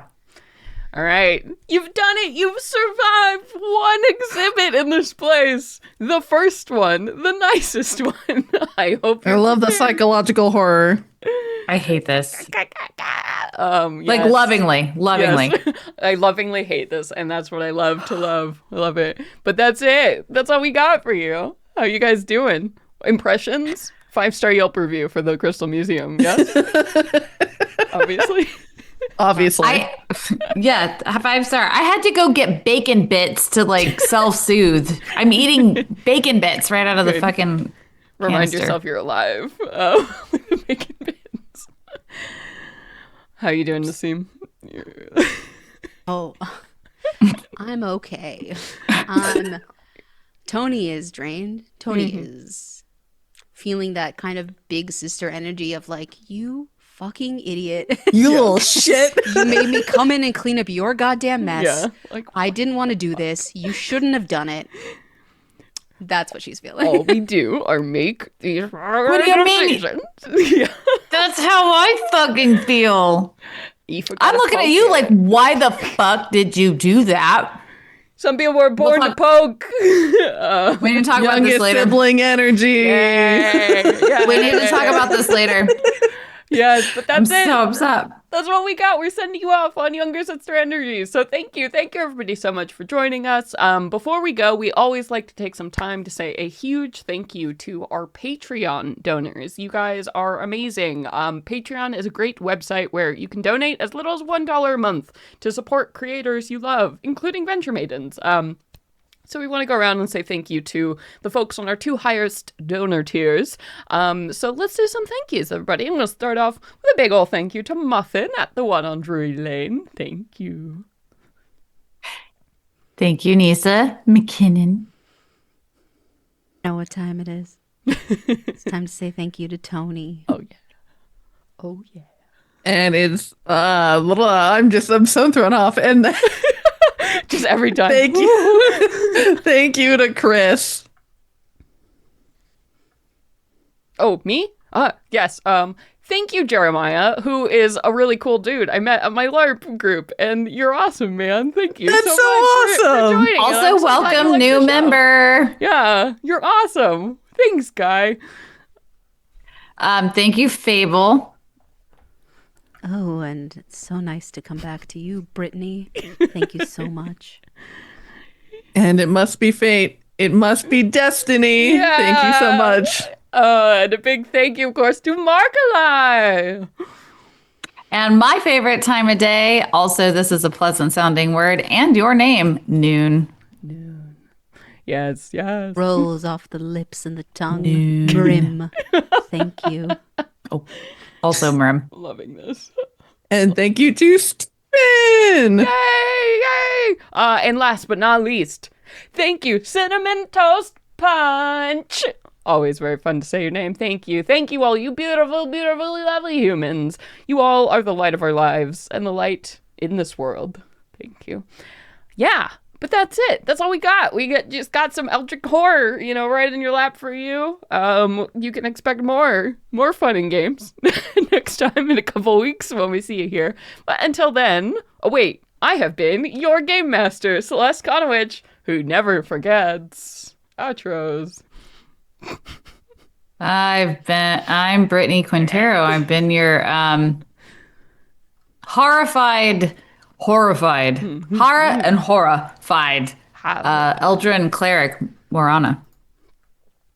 I'm Nassim, and I've been giving you big sister energy with Tony Silvertail, your orc fighter. And I'm Sage, and I've been your little sister, Satyr Bard, Aoife Flannery. That's it. That's all we got for you. So until That's next our time, outro. everybody. Venture away! Venture away, everybody. Bye-bye.